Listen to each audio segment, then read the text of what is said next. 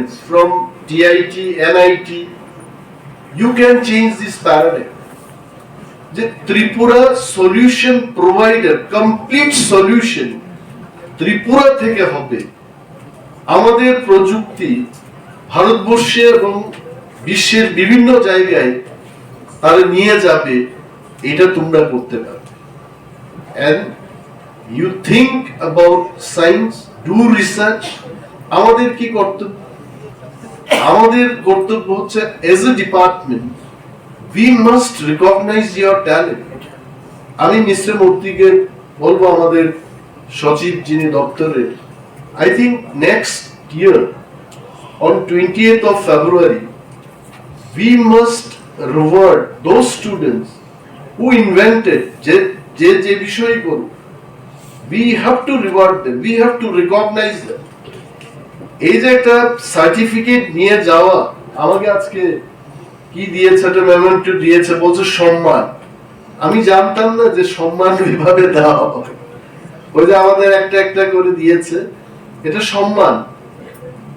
এখানে বসে আমি ভাবছিলাম আসলেই তো এটা সম্মান, কারণ আমি এটা নিয়ে যাব, নিয়ে গিয়ে আমার ওয়ার্ড্রোবে আমি ডিসপ্লে করে রাখবো, আমার একটা ডিসপ্লে সেকশন আছে, এটা রাখবো। যখন আমি মন্ত্রীও থাকবো না, তখনও কিন্তু এগুলো থাকবে সেখানে। Is it not respect? It is respect. এবং এই ছেলে মেয়েদের যদি আমরা ন্যাশনাল সায়েন্স ডেতে এটা রিকগনিশন, কি বলে বাংলায় এটাকে, স্মারক পত্র, তাদের তো আর সম্মাননা পত্র হবে না, স্মারক পত্র যদি আমরা দিতে পারি, see they will carry that. এবং এইটুকু একটা ইনভেনশন করে, রিসার্চ করে যেটা রিকগনিশন পেয়েছে, পরবর্তী সময় আরো বেশি করার চেষ্টা করব। I think that culture as a department we have to adapt. এটা আমাদের শুরু করতে হবে। And then এক জায়গায় খবর পেলাম, একজন লোক, ও বিজ্ঞানের ছাত্র না, ও আর্টস এর স্টুডেন্ট, একটা ইঞ্জিন তৈরি করে ফেলেছে। আমি মহেন্দ্র সিং কে বললাম, মহেন্দ্র সিং এটা করছে, আজকে থেকে 1 বছর আগে বললাম যে এনআইটির প্রফেসরদের নিয়ে কমলপুরে গিয়ে দেখো, সত্যি ওই লোকটা মানে কি দিয়ে একটা এয়ার কম্প্রেশন, তেলের দরকার নেই, ফুয়েলের দরকার নেই, এটা প্রথম যে কম্প্রেস করে তারপর অটোমেটিক্যালি এই পিস্টনটা চলতে থাকবে। তো আমার কাছে বিশ্বাস হলো না যে এটা সম্ভব কিনা, বাট দেন হি ইজ ক্লেইমিং। তো মহেন্দ্র সিং কে আমি বললাম যে ওই জায়গাতে গিয়ে ভিজিট করো এবং দেখো সে করেছে কিনা, যদি করে থাকে we have to recognize them. তো বিজ্ঞান প্রযুক্তি দপ্তর, বিশ্ববাবু, we should not only celebrate National Science Day বা কিছু কিছু বিজ্ঞান মেলা করি, কিন্তু আমাদের কাজ শেষ নয়। we have to do much more than that. কারা গবেষণা করে কি আবিষ্কার করেছে এগুলোকে আমার দেখাতে হবে।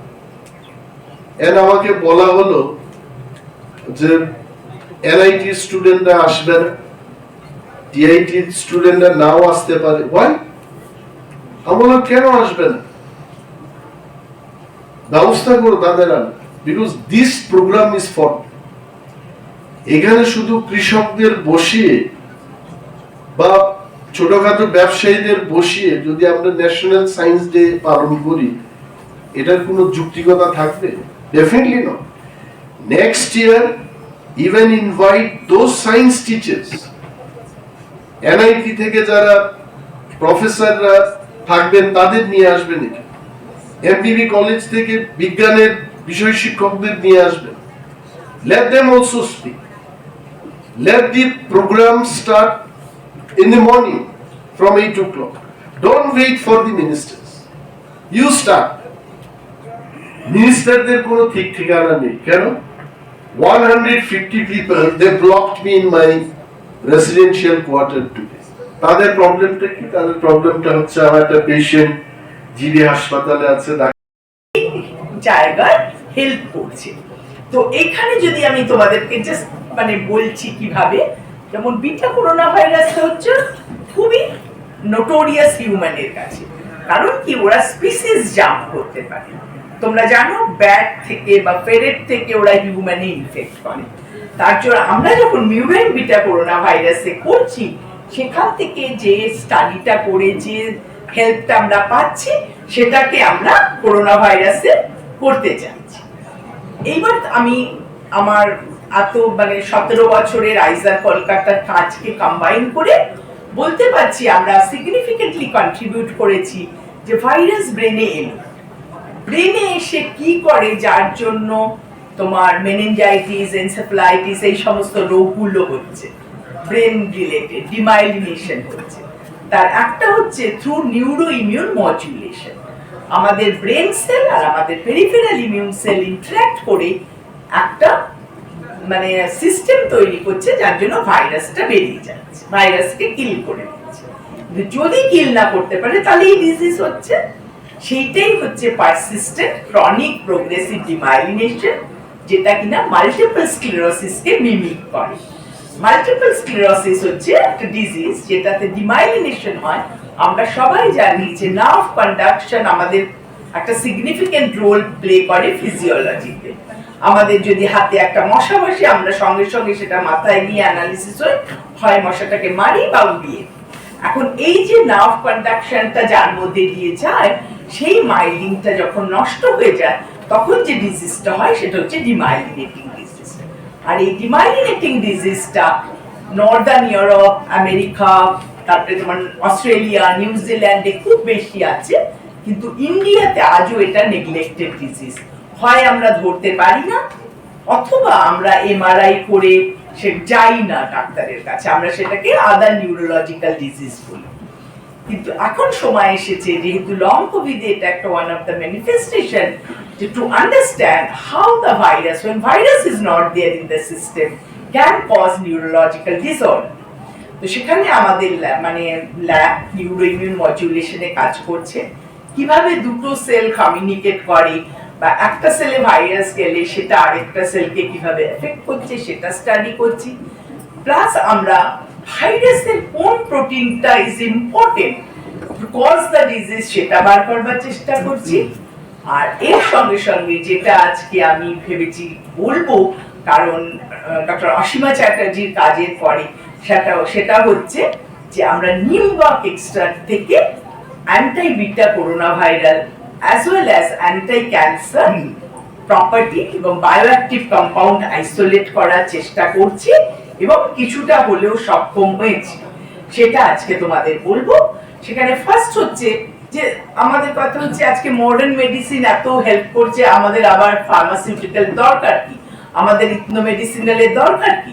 কিন্তু আমরা সবাই জানি যে মডার্ন মেডিসিনে মাল্টিপল কমপ্লিকেশন হয়, যেমন রেসপিরেটরি প্রবলেম হয়, স্কিন র্যাশেস হয়, ইমিউনোলজিক্যাল টক্সিসিটি হয়ে যায়, তারপরে কিউমুলেটিভ কমপ্লিকেশন হয়, নিউরোটক্সিসিটি হয়, রেনাল কমপ্লিকেশন হয়, যার জন্য লং টার্মে আমরা যদি কোনো মেডিসিন নিই that has huge side effect. সেটাকে রিমুভ করার জন্য আজকে প্রয়োজন পড়েছে need of the hour a holistic therapeutic approach, যেখানে আমরা ভাবতে পারি মেডিসিনাল প্ল্যান্ট লাইক নিম, অশ্বগন্ধা এরা কিভাবে হেল্প করতে পারে এই কমপ্লেক্স ডিজিজকে কমব্যাট করতে। তার জন্য আমাদের ল্যাবের একটা বিশেষ পার্ট, অনেক স্টুডেন্টস আমরা কাজ করছি এই ডিফারেন্ট ইথনোমেডিসিনাল প্ল্যান্ট প্রোডাক্টের উপর। আমার কোলাবোরেটররা কাজ করছেন অ্যালোভেরা, টিনোস্পোরা, অশ্বগন্ধা এগুলোর উপরে, আর আমার ল্যাব মেইনলি ইন্টারেস্টেড নিম। এবার প্রশ্ন আসছে, নিম তো অনেক দিন থেকেই জানা ছিল, তাহলে আবার নতুন করে আমি নিমের কি করব? এখনো অবধি আমরা যদি লিটারেচারে চাই, মোস্ট অফ দ্য লিটারেচার বলে যে নিমের ছাল থেকে এইটা করা যায়, নিমের তেল থেকে এটা করা যায়, নিমের মানে পাতা থেকে এটা করা যায়। কিন্তু এগুলো আমরা জানি এর অ্যান্টাইভাইরাল, অ্যান্টাইব্যাকটেরিয়াল, অ্যান্টাইপ্রোটোজোয়ান, অ্যান্টাইঅক্সিডেটিভ, উন্ড হিলিং সব প্রপার্টি আছে, কিন্তু কিভাবে এটা কাজ করে সেটা এখনো জানা যায় না।